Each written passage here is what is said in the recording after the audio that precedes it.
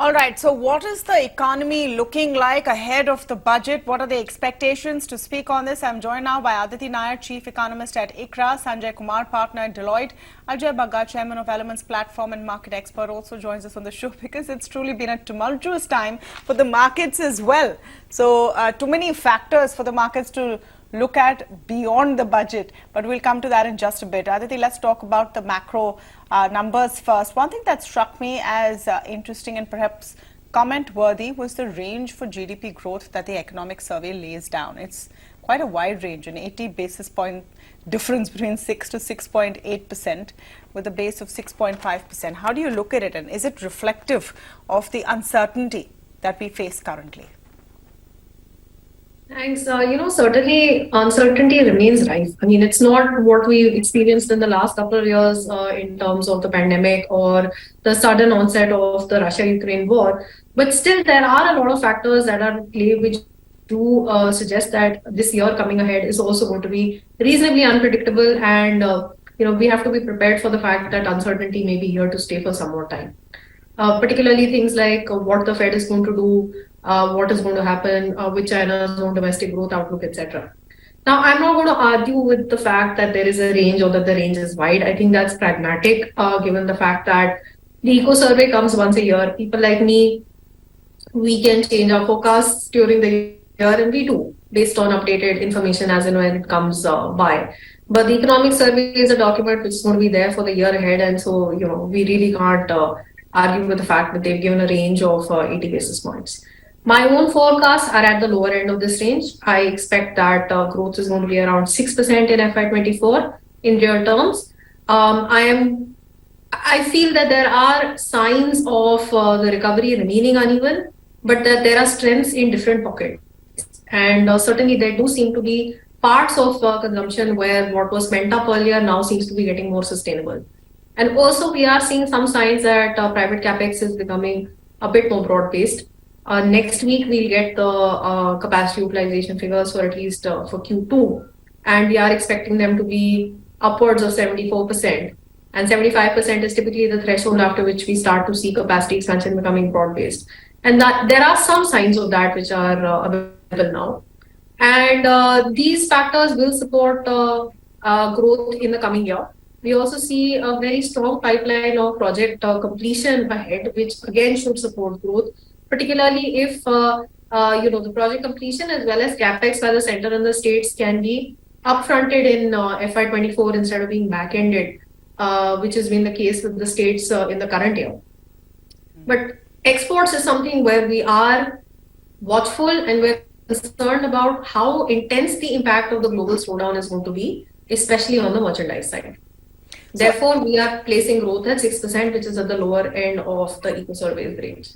Important to note that the IMF also came out with its World Economic Outlook, and they've retained their forecast for India at 6.1% for next year. So they've stuck to that as well. It's a wide enough range to cover any range of possibilities, to be honest. But the underlying theme was optimistic. There was no doubt about that. And a lot of that optimism is based on robust consumption displayed domestically in India. Sanjay Kumar, great to have you on the show. Do you share that optimism? I do share. In fact, the growth of 6 to 6.8%, though it's quite wide, I do acknowledge that. But there are global uncertainties, and if you compare this with other geographies, other countries, you would find that they're quite far behind. So, government has been careful, but at the same time, they have been optimistic, and I do share that. And in fact, the Deloitte survey also pointed that out, that the industry is quite optimistic, quite upbeat about the growth in the future. And the pillars on which the government worked all through, as you also mentioned, private consumption and capital formation, on both they are doing quite well. So there should be a good growth. Export, as Aditi also pointed out, will be an issue. So let's watch out for that. But I am quite sure that given that they have already undertaken certain steps to improve the trade facilitation, things should improve.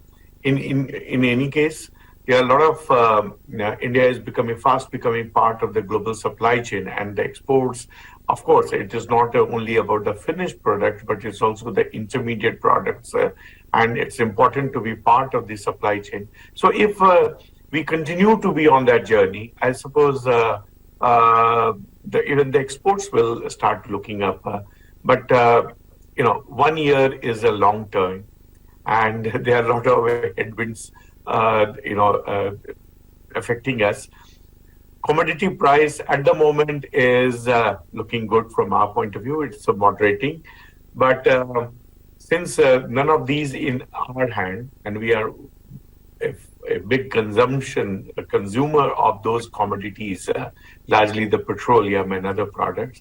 So optimism is good, but keep our fingers crossed. And no doubt, 6% or 6.1 to 8% was something that the government put this.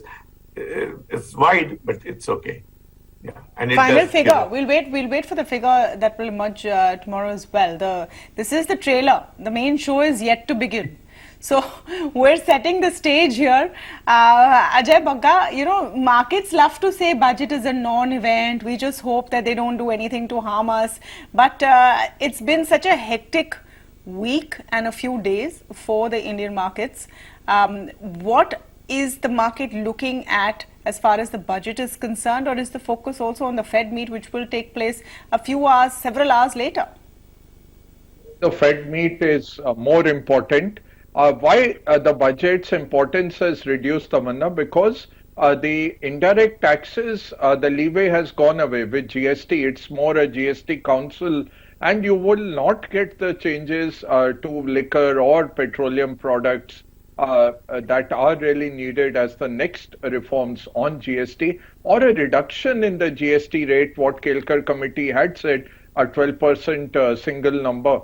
I think we are still at very high numbers. So having said that, what the market will look at, I think 6.5 is the base case that the economic survey has given, and that will be the base on which the budget maths will be done.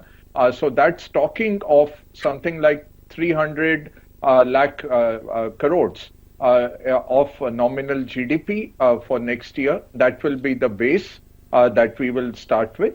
And we will look at how much is the fiscal deficit, what is the quality of the spend. We are expecting the capex spend to go up very sharply in double digits, hopefully 20%. The REVEX to be kept in control. So we are hoping for a more prudential budget rather than a populist budget. The government has about 1.5 lakh to 2 lakh crores of subsidy savings in its pocket, which versus this year's forced spends because of the prices having come off. So how is that used up? And we are running into a debt trap today. Out of our revenue collections, 40% is already going into interest payments. So add on salaries and pensions, a large part is today is being spent on day one itself. It's an assured spend. So somewhere we have to find more revenues for the country, and that can only come through more productivity, which will come through more infrastructure and public capex spends, and the private capex, what Aditi was mentioning, private capex catching up. Yesterday, if you heard the earnings call of L&T, out of an order book of 3,85,000 crores, they mentioned 32% is public capex and the rest is private capex. So that's a good indicator from your largest infrastructure company that private capex seems to be catching up, but a lot of that is in the renewable segment, and we don't know how much of that is current year and how much will be multiple years. It's an order book after all, which could be 2 to 3 years in the making. So overall market, you summed it up quite correctly. No nasty surprises on capital gains or something. Already dividends are being taxed doubly. So hopefully not much of a nasty surprise. If some relief is given to the middle class, and in terms of the threshold for the income tax being raised, that will have a minor fillip. My own forecast for this year is a little more pessimistic. It's more 5.5%. What will help is towards the last quarter of the next year. So You're referring to GDP. GDP, yeah, 5.5% GDP growth instead of 6.5 base case. What will help is when the national elections come by and so many state elections, a lot of money gets transferred into the voters' pockets in terms of spending increasing by the political parties. That normally gives a fillip to consumption. So hopefully that will come in, but that's again back-ended. I think we are going to see some kind of challenges. And I'm not very happy with this 5.5. If China at $18 trillion of economy can deliver 5% in this year, we should be doing at least 8% on a real GDP growth basis. If we have to really take people into the middle class and improve our per capita. So this is not very great. And a 5.8 fiscal, Tamanna, if you add on the state fiscal deficit, you're looking at 8.5, 8.8% kind of combined fiscal deficit, which is very high, which is inflationary, which will keep interest rates higher for. Let's talk about the fisc a bit and how that number will be seen, Aditi. Let me come to you on that. 6.4% is the target. There's very little doubt that we'll hit the target. The finance minister has said that publicly and seems fairly confident. Is the key figure for you what the forecast is? How we're going to move towards a path of fiscal consolidation going forward? And if that is going to take precedence and priority, then all these hopes of tax relief, etc., do they go out of the window? As far as FY23 is concerned, we think there's going to be a minor overshoot in absolute terms for the fiscal deficit. But as a percentage of GDP, we are quite confident that the government is going to be at 6.4%, if not a slight shade lower than that. Now, the big question is for FY24, what is the balance that the government chooses to work in terms of boosting capex, benefiting from the lower subsidies, as Mr. Bagga just said? And then what is the level of fiscal deficit that they want to target for next year? We think that with a nominal GDP growth of about 10% and a similar growth in tax revenues and the cut in fertilizer and food subsidies that we're expecting next year, capex should be able to go up to 8.5 to 9 lakh crore. And also beyond that, are we going to be able to absorb it in a single year? So having a very high capex number, which is not absorbable, may not really help matters. Similarly, on disinvestment, we've assumed that the target should be about 50,000 crore, which is not very high. It will lend credibility to the fiscal deficit target. And if there's a small miss, it really doesn't hurt the budget math if you're at 50,000 as far as the budget estimate is concerned. So with this, we think the fiscal deficit can be targeted about 5.8% of GDP next year. Then the next question is really going to be, where are the gross borrowings pegged for next year? The gross and the net borrowings. And added to that, what are we going to see from the states, both from the fiscal deficit point of view and for their borrowing point of view? Now, this year we had a large borrowing number for Government of India. We've had large numbers indicated by the states in their indicative calendars that they published through the RBI. But so far, we've seen that the actual borrowing by the states has been much lower than what they had indicated for a variety of reasons through the year. And that has actually helped to keep overall yields in check because the supply coming in from the state governments has been on the lower side. Now, if that's the case again next year, then it's going to be a little counterintuitive in terms of the capex boost from the states that we are hoping for. Another factor that we're going to be looking out for is, for this increase in the capex to 8.5 to 9 lakh crore, like I'm saying, and I think Mr. Bagga is probably expecting 9 lakh crore as well. Where does this go? Do we see another increase in the interest-free capex loan to the state governments? What is the absorptive capacity of that? Or does it go to sectors, rather to ministries of the Government of India itself? So that's also going to have some implications on the assessment for the rollout of the capex and whether it is expected to be front-loaded. So these are some of the things that we're going to be looking forward to. I think the bond market is certainly really going to be looking forward to the borrowing number that comes out tomorrow. Number is key. The fiscal deficit glide path will be key. Sanjay Kumar, let me come back to the big question.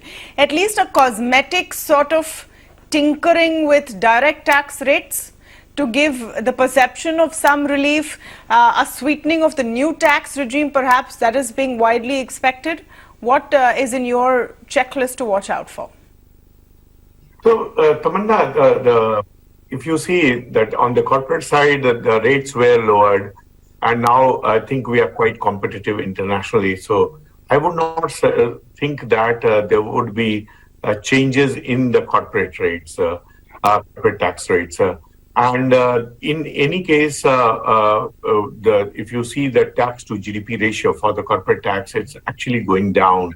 And so it will be important for the government to continue on this path, at least, if not boost it for more.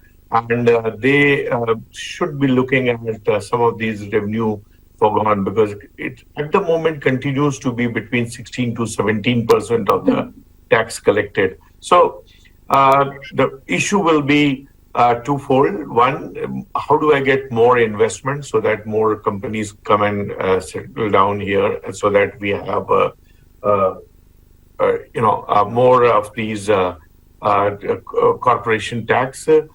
Personal income tax, which has been doing quite well, could be a candidate where we may see some, if not the tax rate changes, at least have some deductions, something which could bring more money in the pocket of a common man. And that is something which the government could be looking for. And even if we try and index it with the inflation, it seems to be a candidate where either the real estate interest rate deduction or increasing the PPF Social Security contribution, or medical insurance, all these could be enhanced, and which will give more money in the hands of the taxpayer. But major tax rate change, I am not really thinking, but I always expect that we should have one, because it affects each of us. Absolutely, and those rates are now very redundant compared to the current inflationary rates. Those standard deduction or exemption rates are from an era gone by. Yeah, go ahead. Yeah, compared to what the costs actually are. So there's no doubt it's a candidate. Ajay Bagga, it will fit in very nicely with a pre-election budget, and no one will even call it a revdi because it impacts everyone. The argument can be that this actually boosts consumption, so good for the economy, not a revdi, not a political sort of move. Yeah, I would go even further, like what the Scandinavians did, that if you have a housekeeper, you have a nanny, you get a deduction for paying salaries to them. I'm saying give a deduction to every household that buys a new two-wheeler, that buys a new consumer durable, that hires, your e-shram workers. If somebody of the 28 crores, workers, unorganized workers already registered on e-shram, if you hire them, you can deduct it from your income tax. I think those kind of sobs to the salaried, allowing a higher offset for children's education. Look at the school fees, the college fees. I think more, it's a lot of hard work which the bureaucrats normally don't like. They just give a number. Health insurance, for example, 25,000 is nothing, Tamanna, given what hospitalization costs are, what a family floater today costs if you want to cover critical illnesses. That Section 80D needs a dramatic increase to safeguard the population. We don't have penetration as it is. At least the ones who are buying, they should be allowed more on Section 80D. Again, I would agree with Sanjay, not much of expectation, but whatever comes, we'll take it. Just don't tinker with the investment, sentiment by changing anything on the capital gains tax or any of these things. I hope no adventurism comes on that. Faceless assessments, we need some kind of more rigor to come into it. It is causing a lot of friction in the economy with untutored and very exploratory demands being sent still by untrained junior level officers. So those are real things. I don't think any of those will be addressed in the budget. That's why I'm saying the significance of the budget is now limited to the budgetary maths, the capex. What Aditi mentioned, where will that capex be targeted to? And overall, we will hear a few quotes from saint poets of Karnataka because Karnataka goes into elections. So you can hear some saint poets of Karnataka being quoted. And that will be it. One of those countries where the whole budget exercise is more than just an accounting exercise. It's a vision statement, an achievement list of the government, and maybe some political messaging all rolled into one. So we will be unpacking all of those aspects for you tomorrow all day on ET Now. So do stay tuned. Meanwhile, I want to thank all of you for joining us on the India Development Debate tonight. Thank you.